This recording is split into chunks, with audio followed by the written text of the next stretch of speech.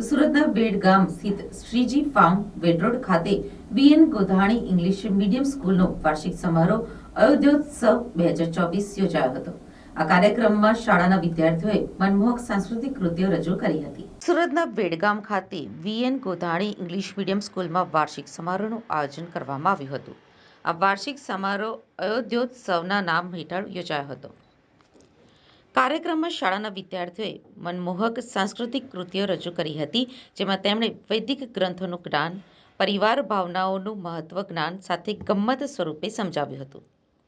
BN Godhani English medium સ્કૂલના વાર્ષિક સમારોહમાં રાજ્યપાલ આચાર્ય દેવવ્રત અને શિક્ષણ રાજ્યમંત્રી પ્રફુલભાઈ પાનસેરિયા ઉપસ્થિત રહ્યા હતા।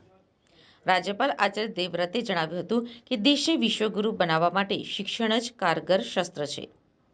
દેશના શિક્ષિત પ્રતિભાશાળી બાળકો વિદ્યાર્થીઓ પોતપોતાના ક્ષેત્રમાં પ્રામાણિકતાપૂર્વક પરિશ્રમ કરે તો ભારત રાષ્ટ્ર ગરિમાપૂર્ણ પ્રગતિના પંથે આગળ વધશે। વધુમાં જણાવ્યું હતું કે દેશના કરોડો નાગરિકોની આસ્થા શ્રી રામ સાથે જોડાયેલી છે।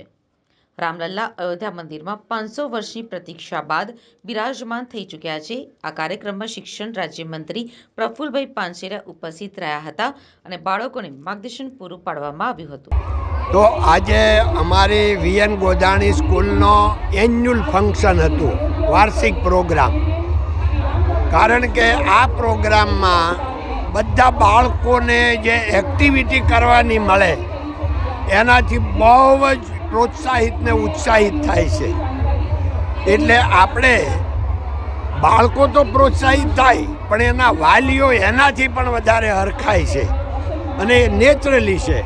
હમણાં ગવર્નર સાહેબે કીધું એમ એ આપણી મૂડી છે, એટલે આનંદ થાય। હું પહેલેથી માનું છું કે ભણતર અક્ષર જ્ઞાન કરતાં ગણતર બહુ મહત્ત્વનું છે, પ્રેક્ટિકલ નોલેજ બહુ મહત્ત્વનું છે। એટલે બાળકોએ જે પ્રેક્ટિકલ એક્ટિવિટી કરી હોય એને અહીંયા બતાવવાનો લાભ મળે, એટલે આ બધા બાળકોને ઉત્સાહ થાય એને માટે આપણે દર વર્ષે આવો પ્રોગ્રામ કરીએ છીએ।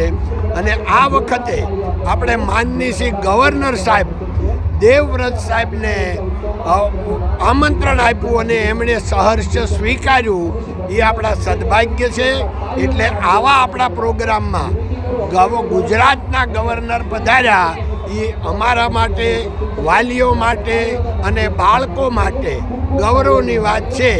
એની સાથે આપણા શિક્ષણ મંત્રી પ્રફુલભાઈ, ડીડીઓ સાહેબ અને ડીએ સાહેબ, એ સિવાય એક્સ મિનિસ્ટર ને બીજા ઘણા બધા આપણા યુનિવર્સિટીના વાઇસ ચાન્સેલર અને આખા મારા બધા મિત્રો અને વડીલો પધાર્યા હતા અને વાલીઓનો જે શિસ્ત રહ્યો એનાથી ખૂબ આનંદ થયો। ધન્યવાદ। જય હિન્દ, જય ભારત, નમસ્તે।